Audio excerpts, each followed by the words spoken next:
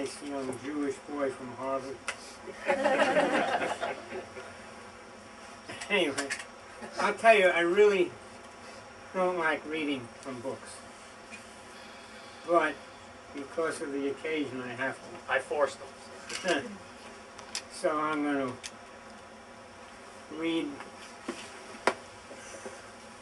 as soon as my lung stops working. I'm going to read from the beginning, first couple of pages, and I'll read the last couple of pages and a few pages in the middle. And if we have time, I'll read something else not from the book. I've written a lot of things to be read aloud, and that's what I enjoy reading. I find reading from novels very awkward, so this may not be as enjoyable for you as it is for me. Anyway, this is the first couple of pages. Incidentally, I think the opening line of this book is one of the greatest opening lines in all of literature. Harry locked his mother in the closet. Harold, please, not again the TV. Okay, okay. Harry opened the door, then stop playing games with my head. He started walking across the room toward the television set. And don't bug me. He yanked the plug out of the socket and disconnected the rabbit ears. Sarah went back into the closet and closed the door. Harry stared at the closed door for a moment. So, okay, stay. He started to push the set on its stand when it stopped with a jerk, the set almost falling. What the hell's going on here? He looked down and saw a bicycle chain going from the steel eye on the side of the set to the radiator. He stared at the closet. What are you trying to do, huh? What's with the chain? You trying to get me to break my own mother's set? Or break the radiator? She sat mutely on the closet floor. And maybe blow up the whole building? You trying to make me a killer? Your own son? Your own flesh and blood? What are you doing to me? Harry was standing in front of the closet. Your own son! A thin key slowly peeked out from under the closet door. Harry worked it out with his fingernails and yanked it up. Why do you always gotta play games with my head, for Christ's sake? Always laying some heavy guilt shit on me. Don't you have any consideration for my feelings? Why do you have to make my life so difficult? Why do... Harold, I wouldn't. The chain isn't for you. The robbers. Then why didn't you tell me? The set almost fell. I could have had a heart attack. Sarah was shaking her head in the darkness. You should be well, Harold. Then why won't you come out? Harry tugging on the door and rattling the knob, but it was locked on the inside. Harry threw his hands up in despair and disgust. See what I mean? See how you always gotta upset me? He walked back to the set and unlocked the chain, then turned back to the closet. Why do you have to make such a big deal out of this, huh? Just to lay that guilt shit on me, right? Right? Sarah continued rocking back and forth. You know you'll have the set back in a couple of hours, but you gotta make me feel guilty. He continued to look at the closet.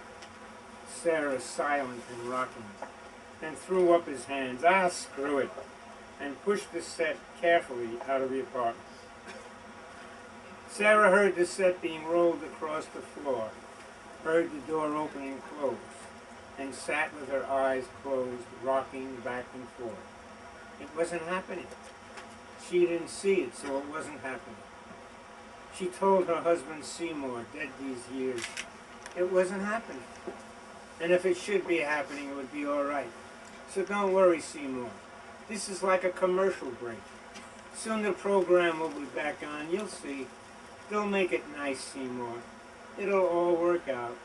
You'll see already. In the end, it's all nice. Harry's partner, a black guy named Tyrone C. Love. That's right, Jim. That's my name, and I loves nobody but Tyrone C. was waiting for him in the hallway, chewing a Snickers candy bar. They got the set out of the building without any trouble, Harry saying hello to all the enters sitting by the building getting the sun. But now came the hard part, pushing that damn thing the 3 blocks to the hot shop without it getting ripped off, or getting knocked over by some dumbass kid, or being tipped over by running into a hole in the ground, or bumping into a large lump of litter, or just having the goddamn table collapse, took patience and perseverance. Tyrone steadied the set as Harry pushed and steered, Tyrone acting as lookout and warning Harry of the large hunks of paper and bags of garbage that might prove hazardous to the swift and safe completion of their appointed mission.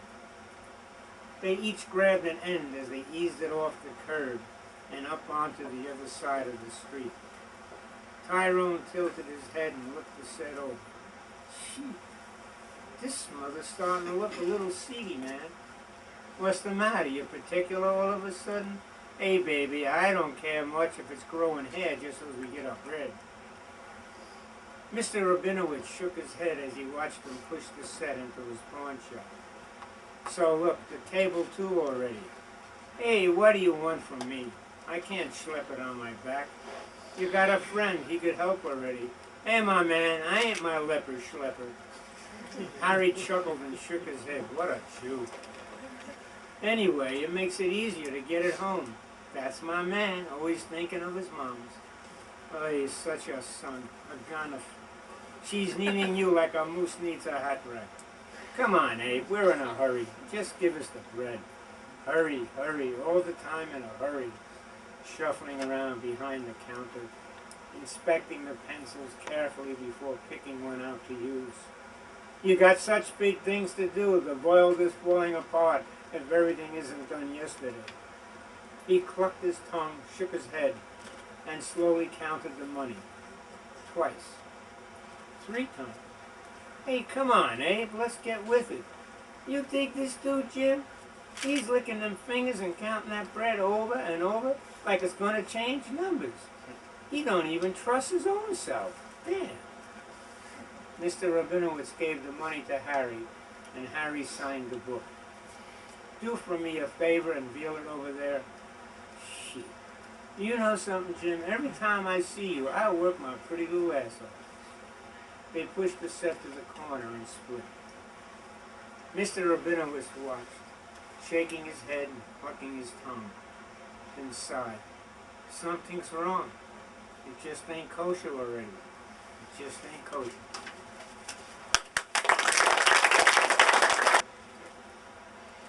And it's a rather large scene.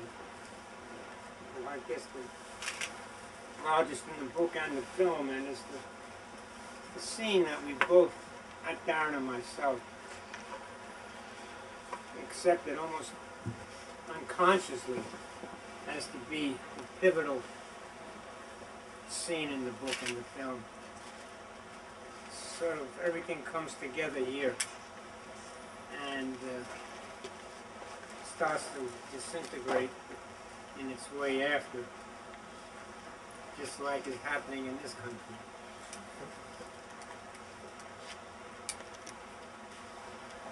Harry is a little successful in his entrepreneurial interests right now. He's making some money selling dope. And being the loving son that he is, he buys a new TV set for his mother. And he goes home to tell her that he bought her a new set.